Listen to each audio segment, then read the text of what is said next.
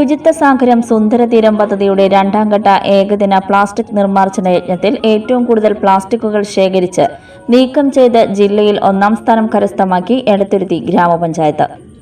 മതിലകം ഗ്രാമപഞ്ചായത്തിനാണ് രണ്ടാം സ്ഥാനം. പദ്ധതിയിൽ മികച്ച പ്രവർത്തനം കാഴ്ചവെച്ച ജില്ലയ്ക്കും ജില്ലകളിലെ 2 തദ്ദേശ സ്വയംഭരണ സ്ഥാപനത്തിനും നൽകുന്ന അവാർഡാണ് എടത്തുരുത്തി മതിലകം ഗ്രാമപഞ്ചായത്തുകൾ കരസ്ഥമാക്കിയിട്ടുള്ളത്. 850 കിലോഗ്രാം പ്ലാസ്റ്റിക് മാലിന്യമാണ് എടത്തുരുത്തി ഗ്രാമപഞ്ചായത്ത് സമാഹരിച്ചത്. കയ്പമംഗലം മണ്ഡലത്തിൽ ഉൾപ്പെടുന്ന എടത്തുരുത്തി മതിലകം ഗ്രാമപഞ്ചായത്തിനും പ്ലാസ്റ്റിക് നിർമ്മാർജ്ജന യജ്ഞത്തിൽ പങ്കാളികളായവരെയും ഇ.ടി. Tyson MLA. അഭിനന്ദിച്ചു. മത്സ്യസമ്പത്തിന്റെ വികസനവും തീരസംരക്ഷണവും ലക്ഷ്യമിട്ട് കടലും കടൽ തീരവും പ്ലാസ്റ്റിക് വിമുക്തമാക്കി സ്വാഭാവിക ആവാസ വ്യവസ്ഥ വീണ്ടെടുക്കുന്നതിനാണ് സംസ്ഥാന സർക്കാർ ശുചിത്വ സാഗരം സുന്ദരതീരം രണ്ടാം ഘട്ട ഏകദിന പ്ലാസ്റ്റിക് നിർമ്മാർജ്ജന യജ്ഞം സംഘടിപ്പിച്ചത്. ജില്ലയിൽ 54 കിലോമീറ്റർ ദൈർഘ്യമുള്ള അഴീക്കോട് മുതൽ ചാവക്കാട് വരെയുള്ള തീരപ്രദേശത്തെ തെരഞ്ഞെടുത്ത 51 ആക്ഷൻ പോയിന്റുകളിലാണ് ഏകദിന പ്ലാസ്റ്റിക് നിർമ്മാർജ്ജന യജ്ഞം നടപ്പിലാക്കിയത്.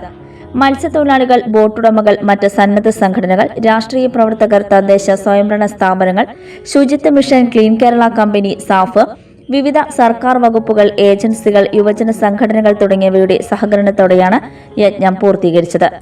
ജൂലൈ 11 നടക്കുന്ന മത്സ്യകർഷക അവാർഡ് വിതരണ ചടങ്ങിൽ പ്ലാസ്റ്റിക് നിർമ്മാർജ്ജന യജ്ഞത്തിലെ മികച്ച ജില്ലയ്ക്കും തദ്ദേശ സ്വയംഭരണ സ്ഥാപനങ്ങൾക്കുമുള്ള അവാർഡുകൾ കൈമാറും.